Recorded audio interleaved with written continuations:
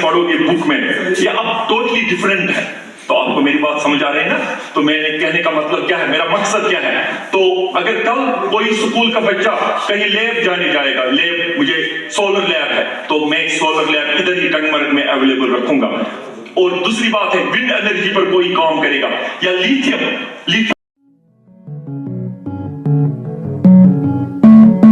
Hey guys, welcome back to a new blog. तो कैसे आप सब, उम्मीद करता हूँ आप सब ठीक होंगे, अच्छे से होंगे और आगे भी ठीक रहना और बढ़िया रहना। सो गाइस, आज हम दिन में नहीं ब्लॉग बना पाए क्योंकि थोड़ा बहुत बिजी थे। सो आज हम आपको दिखाएंगे जब हम पिछली बार साइंटिस्ट के साथ मिलने गए थे, तो उसी का पार्ट 2। मतलब चाइना हमें से बहुत आगे है। मतलब जैसे मैंने ईएमएफ का बोला, इलेक्ट्रोमैग्नेटिक फोर्स, चाइना ने एक मोटर बनाया टीएमएसएम, जो भी ईवी कार्स है, जो भी इलेक्ट्रिक व्हीकल कार्स है, इसमें वही चलते हैं।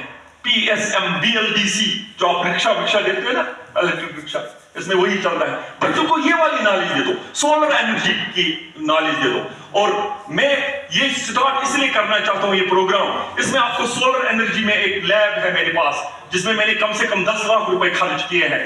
मतलब इसमें गवर्नमेंट भी मैंने थोड़ा बहुत मुझे मदद करेगा। जो बच्चे हैं वो जो स्कूलों में पढ़ते हैं, इनके ये वाले लैब्स अवेलेबल नहीं होते हैं, जिसमें वो सोलर टेक्नोलॉजी समझे। सोलर टेक्नोलॉजी क्या है, जो फ्यूचर है इंडिया का।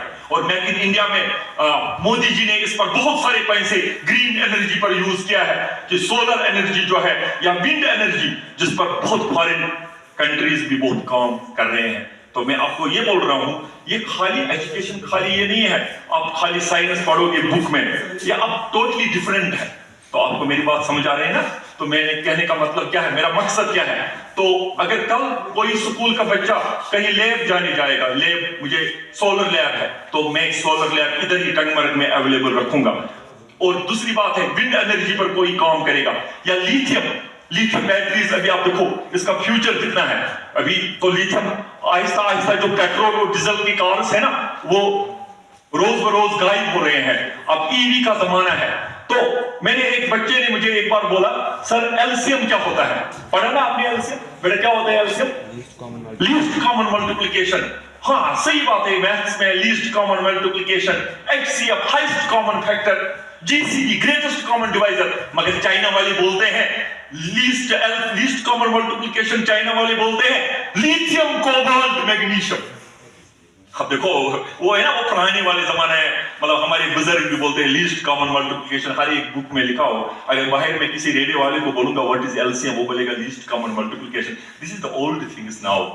क्योंकि आजकल के जमाने में जो है ना, आप सोच भी नहीं सकते हो, जो एजुकेशन है वो टोटली चेंज है। चलो बोर्ड चेंज नहीं करेगा अपना सिलेबस, वो पुराना सिलेबस जो है, जो हम पढ़ रहे हैं, मगर हमको हटके कुछ करना है। जब आप हटके कुछ कर रहे हैं तो कोई कोचिंग सेंटर को अप्रोच जरूरत नहीं है, क्योंकि वहां पर हम वही ट्रेडिशनल नॉलेज ही पढ़ाते हैं।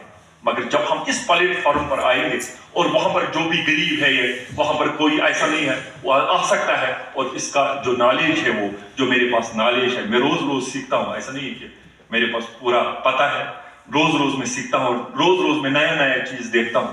तो उससे मैं अपनी नॉलेज पहले अपने ही टंगमर्ग में ये शेयर करना चाहता हूं, और मेरा मकसद यही है।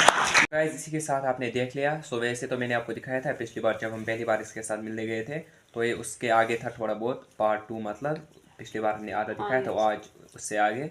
सो फिलहाल मैं उम्मीद करता हूँ आप लोगों ने एंजॉय किया होगा अच्छे से। सो अगर अच्छा लगा आज का ब्लॉग, तो वीडियो को लाइक, चैनल को सब्सक्राइब करना बिल्कुल ही मत भूलिएगा। मिलते हैं आपसे कल नेक्स्ट ब्लॉग में, तब तक के लिए बाय बाय।